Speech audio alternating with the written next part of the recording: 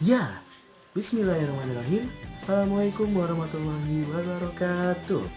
Selamat malam teman-teman semuanya. Apa kabar?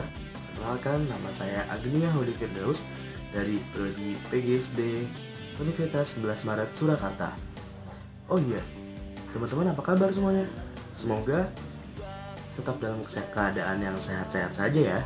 Semoga yang sakit cepat dipulihkan, diangkat penyakitnya, dan dapat pulih seperti sedia kala.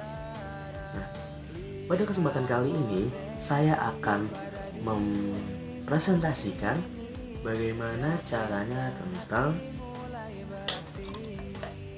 eksperimen sistem reproduksi manusia. Saya akan menguji coba tentang eksperimen bagaimana caranya sistem reproduksi pada manusia. Di sini kita sudah mempunyai alat bahan yang sudah jadi, dan alat bahan ini terdiri dari satu botol besar yang digunakan yang hanya bagian atasnya saja, dan satu botol kecil juga bagian atasnya saja yang digunakan. Ada selang besar. Sebenarnya ini bisa diganti dengan sedotan, tapi karena tidak ada sedotan di sini, maka saya ganti dengan selang. Dan yang di bawahnya juga selang. Nah, apa fungsinya? Oh ya, dan di sini juga ada tisu putih. Nah, jadi begini. Fungsi botol besar adalah, kenapa bagian bawahnya tidak ditutup? Karena bagian bawah ini merupakan sebuah vagina, dan bagian atas ini hingga ke bawah adalah sebuah rahim. Ini dinding-dinding rahim berarti ya teman-teman ya.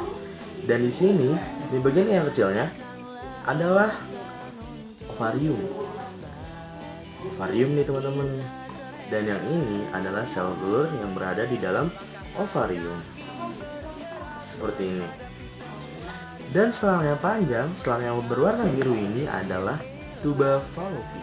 Teman harus tahu dulu nih, kalau proses reproduksi manusia terdiri dari sel telur oleh wanita dan sel sperma oleh laki-laki. Nah, tahu nggak tuh sel telur dan sel sperma apa aja?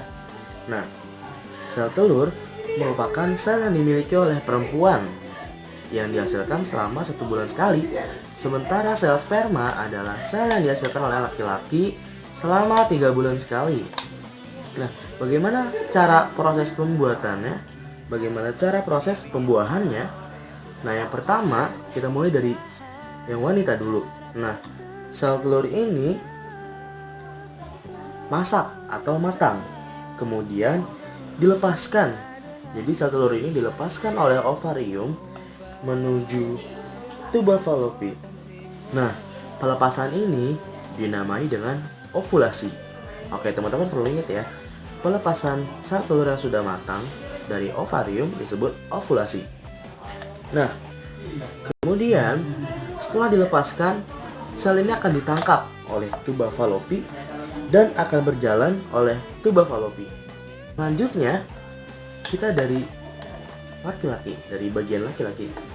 Sel sperma masuk ke dalam vagina. Masuk nih, udah masuk. Dan sel sperma ini akan bergerak dengan sendirinya mencari sel telur. Nah, jadi dia tuh bergerak sendirinya mencari sel telurnya.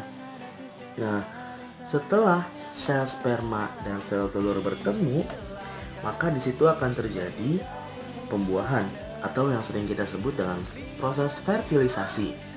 Nah, hasil fertilisasi ini dinamakan zigot. Zigot akan terbelah dan berjalan menuju rahim. Setelah menuju rahim, zigot akan berubah menjadi janin. Terus gimana Dli kalau misalkan sel spermanya ini nggak ketemu sama sel telur?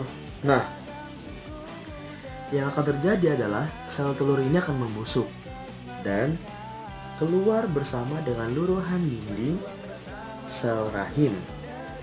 Nah, peristiwa keluarnya ini dinamakan menstruasi. Cukup sekian dari saya. Mungkin ada banyak kesalahan dan banyak kekurangan karena kekurangan datangnya dari saya dan kelebihan datangnya dari Allah Subhanahu wa taala. Mohon maaf juga apabila di sini ada sedikit bising-bising juga. Terima kasih atas perhatiannya teman-teman. Wassalamualaikum warahmatullahi wabarakatuh.